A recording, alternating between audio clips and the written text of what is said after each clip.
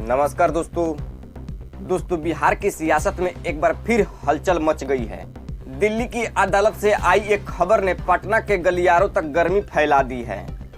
जी हां, IRCTC घोटाले के मामले में लालू प्रसाद यादव जी, राबड़ी देवी जी और तेजस्वी यादव जी पर अब दिल्ली की राउज एवेन्यू कोर्ट ने आरोप तय कर दिए हैं कि यानी कि लालू परिवार के लिए मुश्किलों का नया कहानी शुरू हो गया है। लेकिन दोस्तों, कहानी यह खत्म नहीं होती। असली सवाल यह है कि टाइमिंग इतनी परफेक्ट क्यों है, क्योंकि बिहार में चुनाव सिर पर है और ये फैसला ठीक उसी वक्त आया है जब तेजस्वी यादव जी पूरे जोश के साथ एनडीए को चुनौती दे रहे हैं। दरअसल मामला 2004 से 2009 का मामला बताया जा रहा है, जब लालू प्रसाद यादव जी रेलवे मंत्री थे। आरोप यह है कि रांची और पुरी की 2 IRCTC घोटालों के टेंडर से भ्रष्टाचार हुआ। आज कोर्ट ने लालू जी, राबड़ी जी और तेजस्वी यादव जी से सवाल जवाब किए और सभी ने साफ कहे, हम निर्दोष हैं, हमें फंसाया जा रहा है। अब जरा इस पैटर्न पर गौर कीजिए, क्योंकि ये सिर्फ बिहार की कहानी नहीं है। आंध्र प्रदेश में चुनाव से पहले क्या हुआ? चंद्रबाबू नायडू जी जेल गए। झारखंड चुनाव से पहले हेमंत सोरेन जी पर शिकंजा कसा गया। दिल्ली में चुनाव से पहले संजय सिंह जी, मनीष सिसोदिया जी और खुद अरविंद केजरीवाल जी तक जेल में डाल दिए गए। महाराष्ट्र में अजित पवार पर भ्रष्टाचार के आरोप थे, लेकिन जैसे ही वो बीजेपी गठबंधन में आए तो सारे मामला गायब।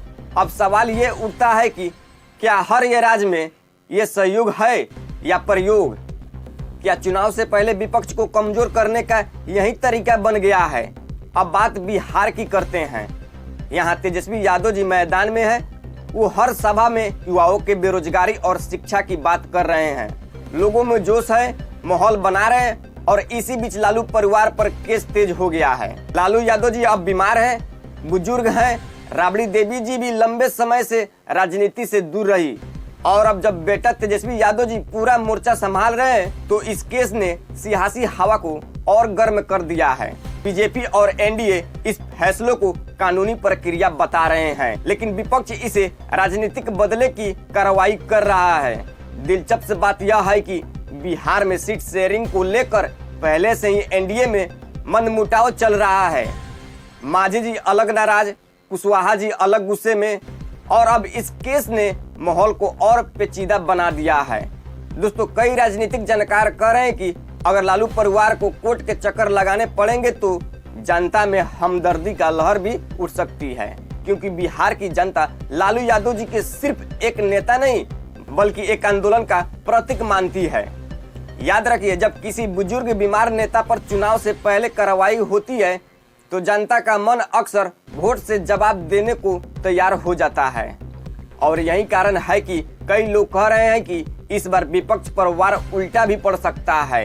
अब देखना होगा कि इस पूरे मसले का असर आने वाले चुनाव पर कितना पड़ता है। क्या बिहार में जनता लालू परिवार के पक्ष में एकजुट होगी या बीजेपी को अपने हक में मोड़ लेगी? अभी तो बस इतना साफ है, बिहार की राजनीति एक बार फिर दिल्ली से संचालित स्क्रिप्ट की तरह लग रही है। हर राज्य की तरह इस बार भी चुनाव से पहले विपक्ष के चेहरों पर कानूनी का शिकंजा कस रहा है, पर जनता भी अब सब समझती है। वो देख रही है कि कौन सच में बिहार के लिए लड़ रहा है और कौन सिर्फ सत्ता के लिए खेल खेल रहा है। दोस्तों, अब ये तो चुनाव ही तय करेगा कि बिहार की जनता किसके साथ खड़ी होती है, इंसाफ के साथ या सियासी चाल के साथ।